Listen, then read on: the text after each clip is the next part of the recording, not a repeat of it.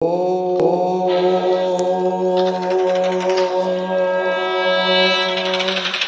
नमः शिवाय। हरिओम हरिओम। जैसे आप सब जानते हैं कि जितना धन कमाना मुश्किल है, उससे कम समय में परमात्मा को प्राप्त किया जा सकता है। आखिर परमात्मा को प्राप्त करने के लिए न धन का आवश्यकता है और न ही किसी सिद्धि का आवश्यकता है, न किसी वेद का आवश्यकता है।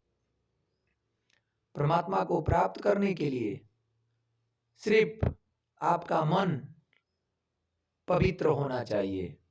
जब आपका मन पवित्र होता है तो समझ जाइए कि परमात्मा आपके अंदर निवास कर रहे हैं। परमात्मा को जानना बहुत सरल है। सिर्फ आपको अपने आप को सरल बनाना पड़ेगा। आप खुद को उनके लायक बनाएं। सबसे बड़ा चीज है कि सत्य के पथ पे चलना। परमात्मा को अगर प्राप्त करना है तो आपको सत्य के पथ पे चलना होगा। ऐसा नहीं है कि सत्य के पथ पे आप चलेंगे तो आप भूखा रह सकते हैं। सत्य के पथ पे चलने वाले भगवान के उतने प्रिय होते हैं, उनका दुख परमात्मा को देखा नहीं जाता है। वे स्वयं उसके सामने आकर और उसके हर समस्या का निदान करते हैं। जो आप धन, झूठ, पाप करके कमाते हैं, उस धन का विनाश क्षण भर में हो जाता है।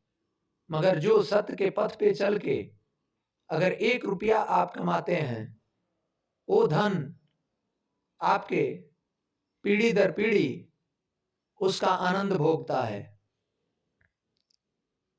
और गलत रास्ते से आया हुआ धन आपके सामने ही नष्ट हो जाता है। इसलिए सत्य के पथ का जो कमाया हुआ धन होता है, उसको खत्म होने में बहुत सा समय लग जाता है। मगर पाप का धन जो होता है वो आपके रहते हुए नष्ट हो जाता है। आखिर इसका मूल कारण क्या है? पाप का धन आता तो बहुत है मगर जाता भी बहुत है। पुण्य का धन एक एक कौड़ी आता है, जाने में भी उसे एक एक कौड़ी जाना रहता है। इसलिए कभी भी परमात्मा का ध्यान करके और सत्य के पथ पे चल के अगर आप 2 रुपया कमाते हैं तो आपका धन सदैव आपके पास रहता है। झूठ, साच, पाप करके जो धन आप कमाते हैं, उसको नष्ट होने में समय नहीं लगता। आज के युगों में धर्म लोग धर्म को लोग पैसे के तराजू में तौलते हैं। ना तो कभी धर्म पैसों से खरीदा जा सकता है और नहीं उससे अपना जीवन व्यतीत किया जा सकता है। करोड़ों धन रहते हुए अगर आप गलत रास्ते से सृजन किए हैं तो वो धन आपके शरीर में रोग के भांति फैल जाता है, आपको कष्ट पहुंचाने लगता है। अगर आप वही धन धर्म के रास्तों से कमाए हैं, वो आपके शरीर में, आपके परिवार में खुशियों का भंडार भर देता है। इसलिए कभी भी धन के पीछे, धन के लिए आप पाप का रास्ता ना पकड़ें। पाप और पुण्य होता क्या है? जिससे दूसरों को कष्ट पहुंचे वो पाप है, जिससे दूसरों को भी खुशी मिले, वही पुण्य है। आपके एक शब्द से अगर कोई हंसता है, खुश होता है, तो समझिए आप 1 तोला सोना दान का फल प्राप्त कर सकते हैं। और आपके बातों से अगर कोई दुखी हो जाए, तो समझ लीजिए कि आपने एक गौ हत्या का पाप लगा। इसलिए कभी भी कोई भी जीव हो, कोई भी मानव हो, मानव कोई बड़ा छोटा नहीं होता है। इसलिए कि परमात्मा हर मानव के अंदर, हर जीव के अंदर विराजमान है। इसलिए किसी भी जीव का, किसी भी मानव का अपमान ना करें, उसे दुख ना पहुंचाएं।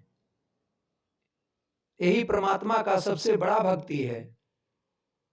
जो व्यक्ति ऐसे कर्म को करता है, उस पे परमात्मा सदैव प्रसन्न रहते हैं।